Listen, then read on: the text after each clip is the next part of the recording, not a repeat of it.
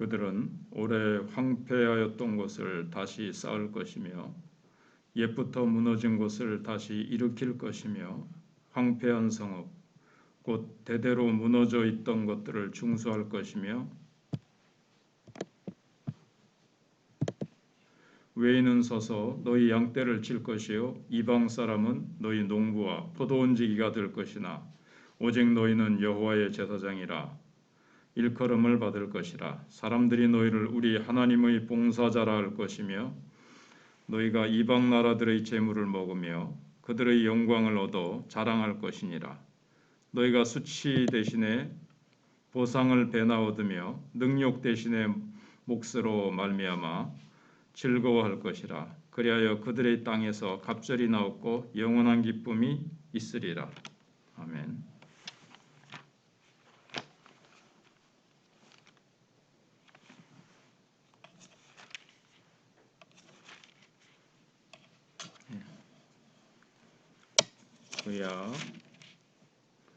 구약 1042페이지입니다. 구약 1042페이지. 하나님께서 오늘 본문에 보시면 이스라엘의 수치를 회복해 주심에 대해서 말씀하고 있습니다. 어떤 의미에서 이스라엘 백성들은 위대한 하나님의 축복의 날이 올 때까지 이 세상을 비추는 등불이었다고 할 수가 있습니다. 이스라엘 백성들이 이제 우상 숭배하고 범죄하고 실패한 부분도 있었지만 그래도 나름대로 하나님께서 맡겨주신 사명을 좀 부족하지만 감당을 한 부분도 있습니다. 그 이스라엘이 이제 하나의 불빛이라고 한다면 그 불빛이 너무 약해서 먼 곳은 비추지 못했고 나중에는 기름이 다 떨어져서 등불이 꺼지고 말았지만 그래도 그들이 하나님 앞에서 선하게 사용된 것은 사실입니다. 그래서 하나님께서는 축복의 때가 되면 이스라엘 자손들을 가장 먼저 축복하겠다고 말씀하십니다.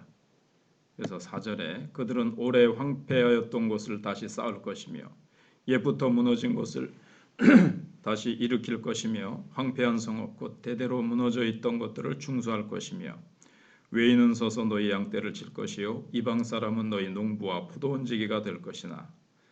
사실 이스라엘 자손들이 하나님 앞에서 저지른 교만과 죄를 생각하면 하나님께서 영원히 버리는 것이 마땅합니다. 하지만 하나님의 자비는 무궁하셔서 영원히 이스라엘 자손들을 버리지 아니하시고 교회를 세우는 이 위대한 사역에 불러 쓰시겠다고 지금 약속을 하시는 겁니다.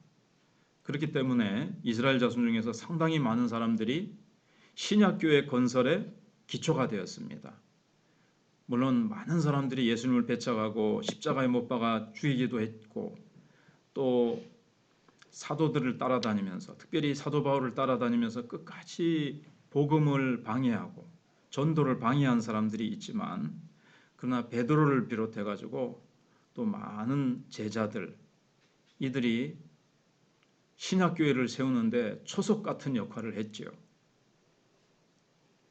그리고 70인 전도대를 부터 시작해가지고 고린도전서 15장에 500여 형제들이 부활을 받다 이런 걸 보면 많은 사람들이 예수님을 영접하고 복음을 전하고 교회를 세우는 일에 아주 쓰임을 받았습니다.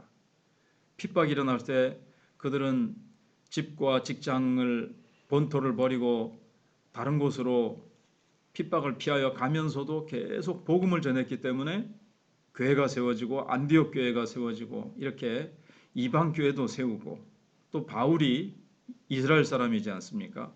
얼마나 많은 교회를 세우고 사도들이 결국은 신약 성경을 썼습니다. 그래서 그들이 악한 자들은 또 악했지만 그럼에도 불구하고 하나님의 은혜로 그들을 이 오래 황폐되었던 곳들을 다시 세울 것이며 이게 이제 구약 시대 때 교회가 무너졌었지만 오랫동안 이 교회 역할을 못했지만 다시 세우는 역할을 하나님께서 하시는 것을 봅니다.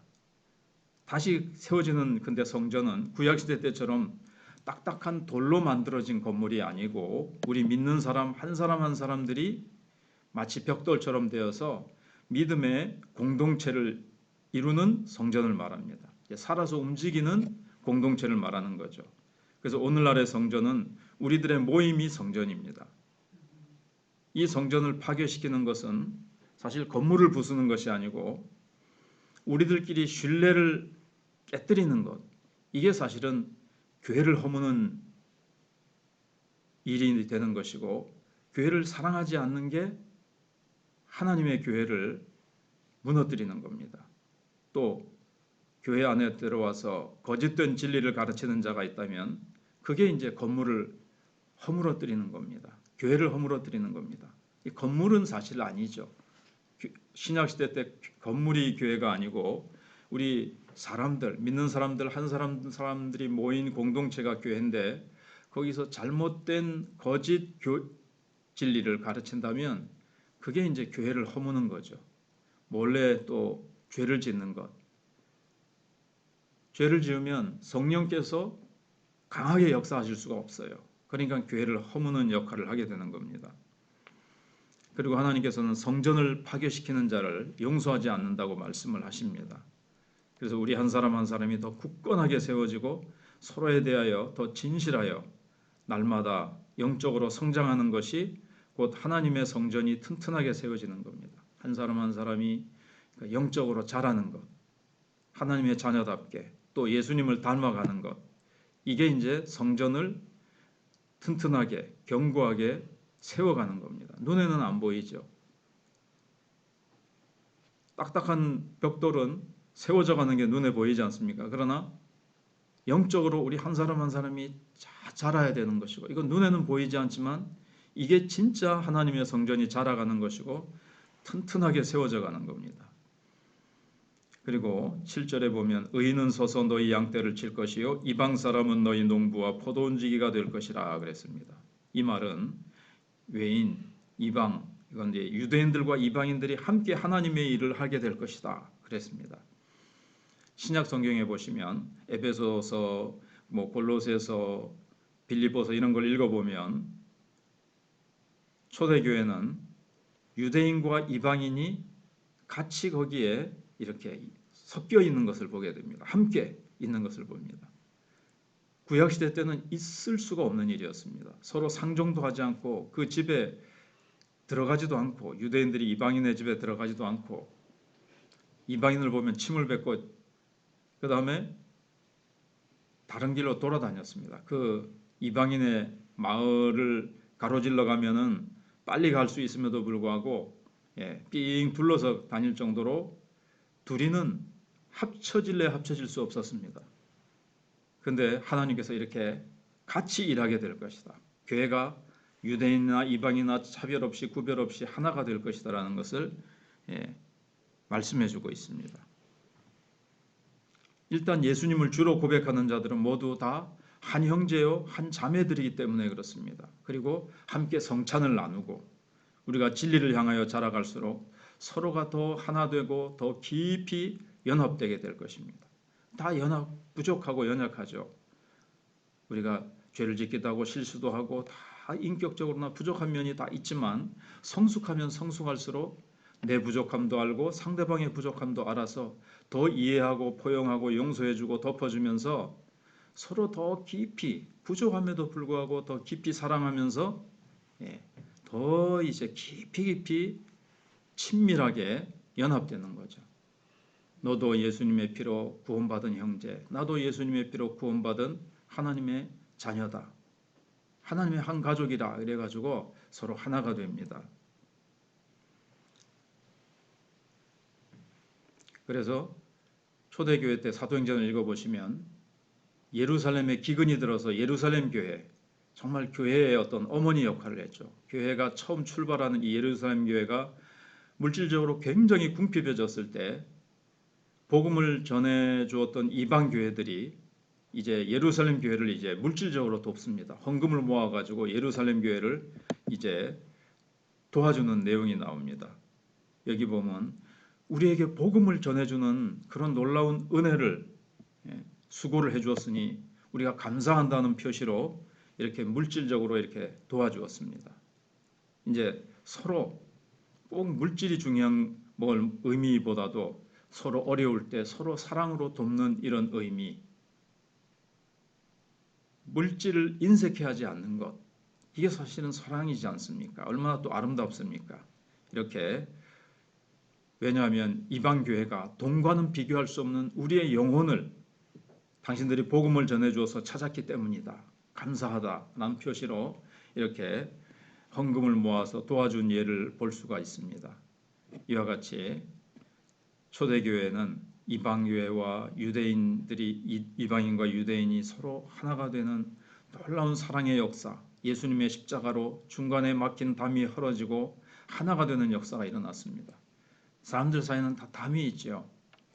부자와 가난한 자, 배운 자, 못 배운 자, 또 이렇게 저렇게 다 사람들이 담을 쳐놓고 교만과 자기 잘난 맛에 살고 있지만, 예수님을 믿으면 십자가로 말미암아 그 모든 인간이 만들어 놓은 벽과 경계선이 다 허물어지고 사랑으로 하나가 되는 역사가 일어나고, 예수 안에서 하나가 되어 아름다운 성전을 세워가는 역사가 일어나는 것을 보게 됩니다. 기도하겠습니다. 하나님 감사합니다. 하나님께서 이스라엘 백성들이 비록 구약시대 때 우상 숭배하고 하나님을 떠나 범죄하며 하나님이 세우신 열방의 등불이 되는 역할을 감당하지 못한, 그런 아름답지 못한 역사가 있었지만, 하나님께서는 또 이사야 선지자를 통해서 내가 너희들을 다시 세우겠고 너희들의 수치를 없애고 내가 오래 황폐되었던 하나님의 성전을 다시 세우는 일에 너희들을 귀하게 사용하겠다고 말씀하셨고, 하나님께서는 오순절날 그들에게 성령을 부어주시고 하나님께서 다시 그들을, 정말 대다수가 그렇게 한 것은 아니지만 그들이 복음을 전하고 성경을 기록하고 교회를 세우고 하나님께서 참으로 놀라운 초대교회의 그 기초를 놓는 일을 하나님께서 이스라엘 백성들을 통해서 하신 것을 봅니다. 하나님, 그들이 우리들에게 복음을 전해주었기 때문에 오늘 우리가 구원받고 또 이 복음이 예루살렘과 사마리아 땅끝까지 증거될 수 있음을 인하여 감사를 드립니다.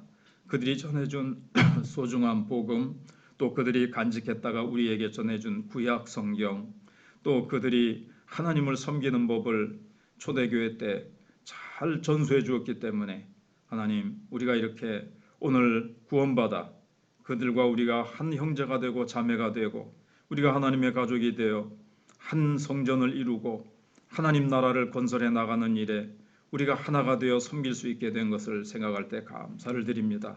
하나님, 우리 각자가 홀로 선자도 없고 우리가 홀로 예수를 잘 믿게 된 것도 없습니다.